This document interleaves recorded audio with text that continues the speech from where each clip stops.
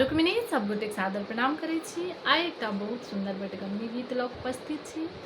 कोशिश है अहाँ सब गोटे के नीक जकाँ हम सुना पाबी। आब सुनी और केहन लगैया जरूर बताएब।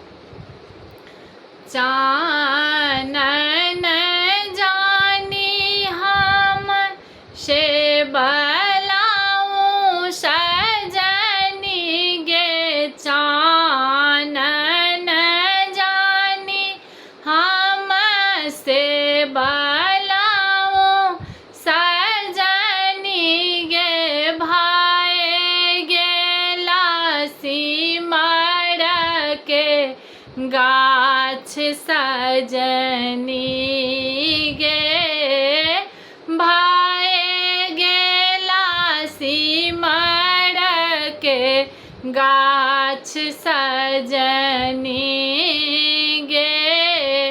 कथी देखी सुगबा लोभित भेल सजनी गे, कथी देखी सुगबा लोभित भेल सजनी गे, कथी देखी भेल निराश सजनी गे, कथी देखी भेल निराश सजनी गे। फूल देखी सुगबा लोभित भेल सजनी गे, फूल देखी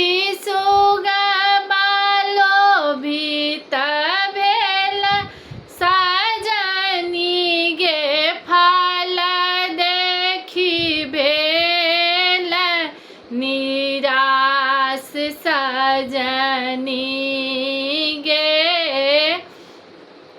फल देखी भेल निराश सजनी गे।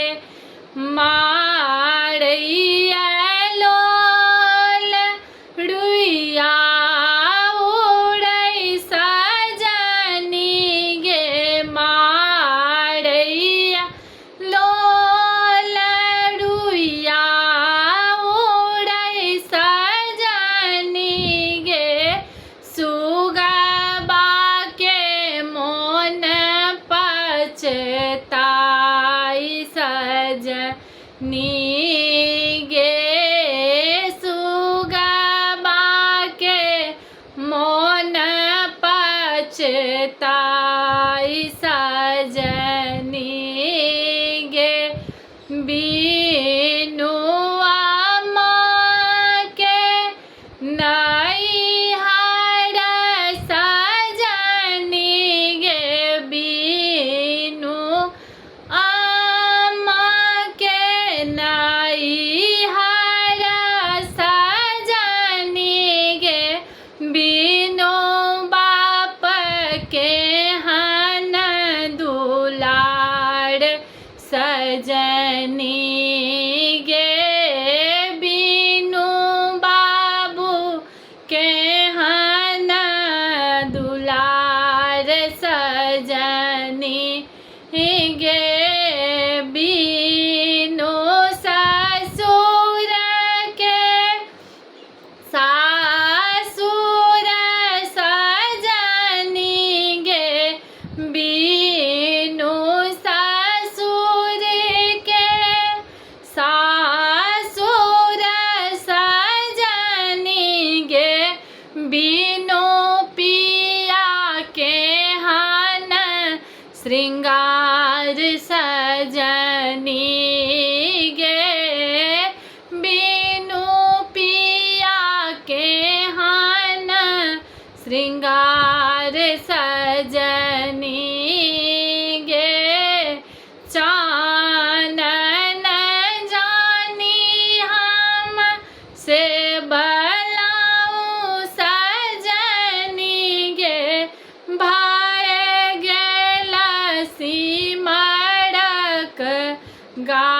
सजनी गे भाय गेला सिमर के गाछ सजनी